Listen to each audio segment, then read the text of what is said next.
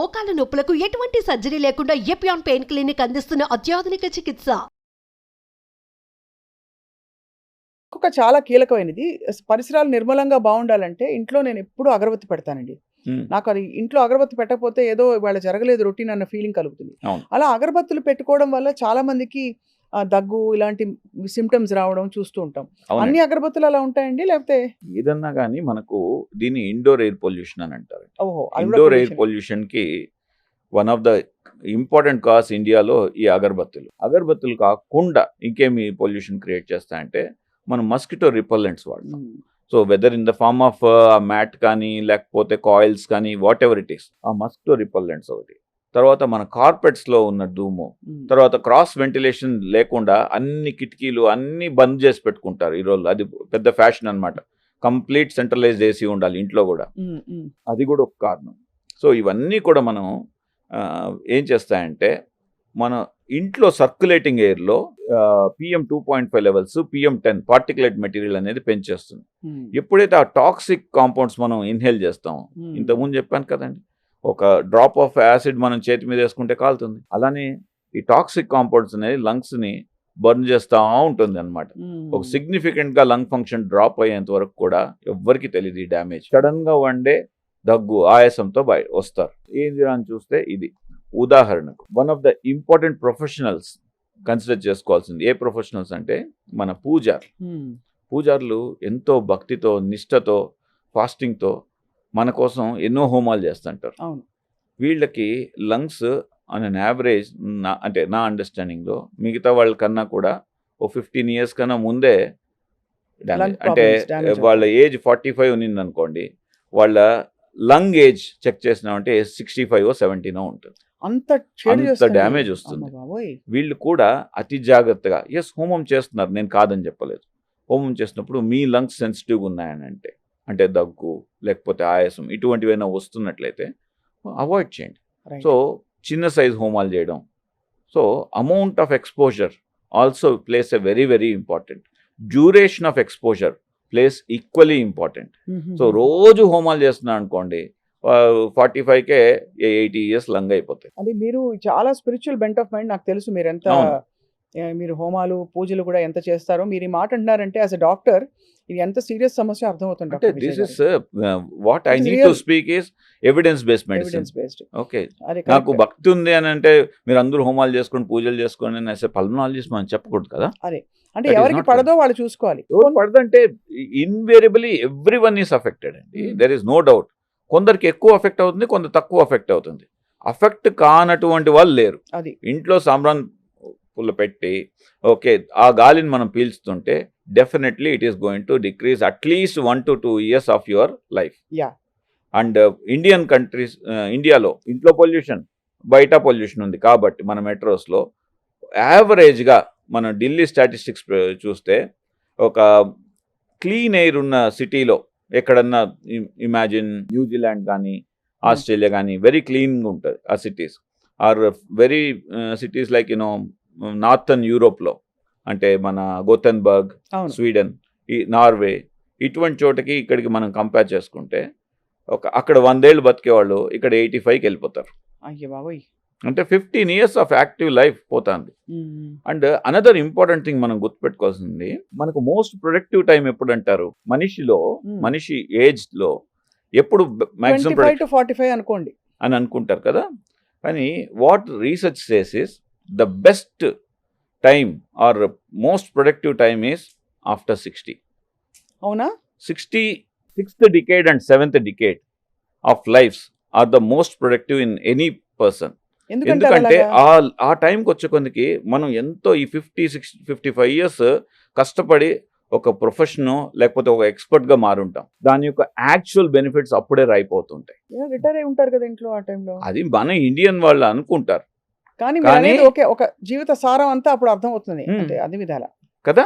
So కాబట్టి అప్పుడు ప్రొడక్టివ్గా ఉంటారు. కాబట్టి ఇప్పుడంతా మనం హెల్త్ కాపాడుకుంటూ వచ్చినాం అంటే అప్పుడు మాక్సిమం ప్రొడక్టివిటీ మన నుండి వస్తుంది. That way agree sir. అంటే బేసికలీ మీరు అనేది అప్పుడు వచ్చే ఓల్డ్ ఏజ్తో హెల్త్ సమస్యలు వస్తాయనే కాన్సెప్ట్ తీసేసి అది మంచి టైం కాబట్టి దానికి ఇప్పటి నుంచి జాగ్రత్త పడదామని అంతే కదా, జాగ్రత్త రావాలి. కానీ ఈ చిన్న చిన్న విషయాలు మీరు చెప్పారే అది మనం గ్రహించం.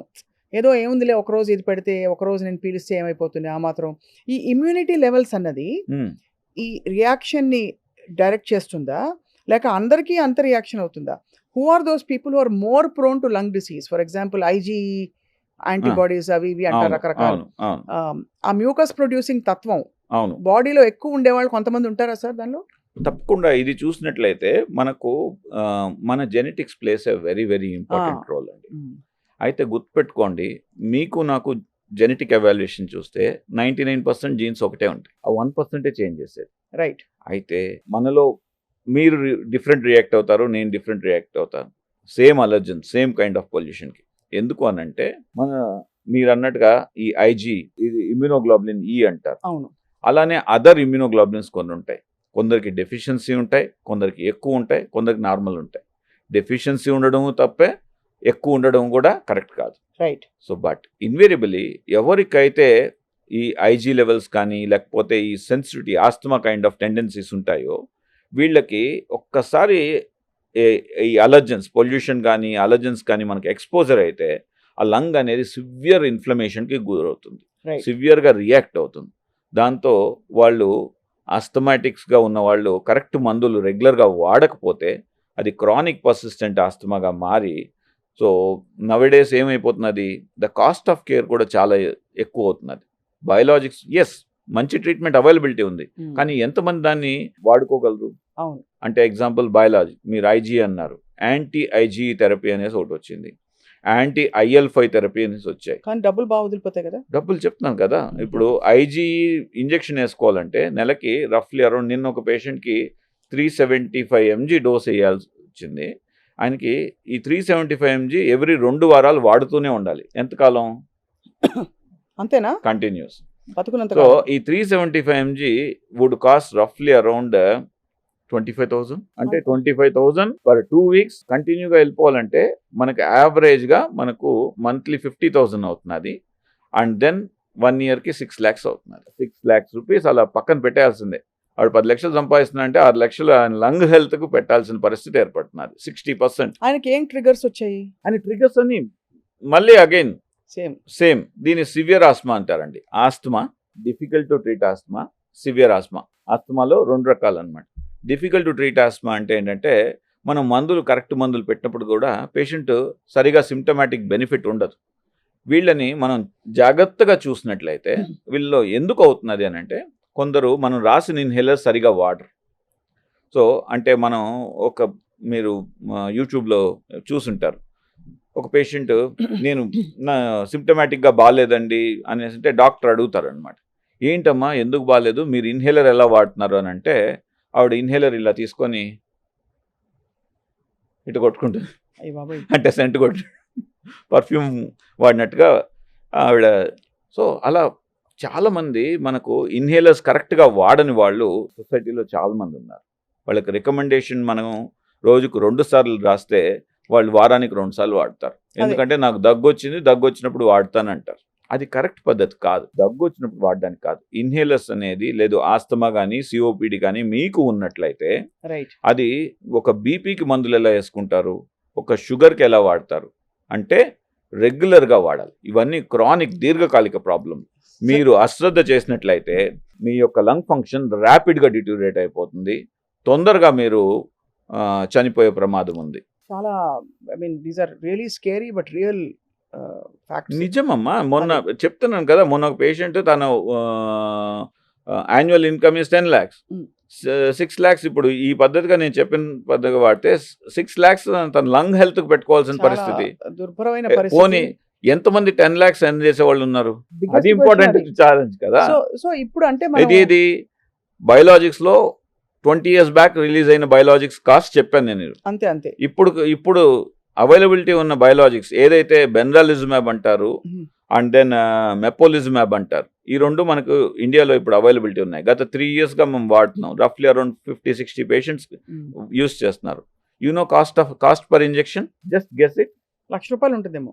2.5 lakhs. అమ్మో, ఒక ఇంజెక్షన్ 2.5 lakhs. ఇదేంటి, ఫస్ట్ 3 months నెల ఇవ్వాలి, బట్ దాని తర్వాత నెల వదిలేసి నెల లైఫ్ లాంగ్ ఇస్తూ ఉండాలి. గుడ్ థింగ్ ఏంటంటే ఎవరైతే అఫోర్డ్ చేసుకోగలుగుతారో these are the one of the best injection. అంటే వాడు అది చాలా చిన్న పాపులేషన్ కాబట్టి మనం ఎక్కువ మంది మధ్యతరగతి వ్యక్తులతో గురించి మాట్లాడుతున్నాం, quality of life, quality of air గురించి మాట్లాడుతున్నాం కాబట్టి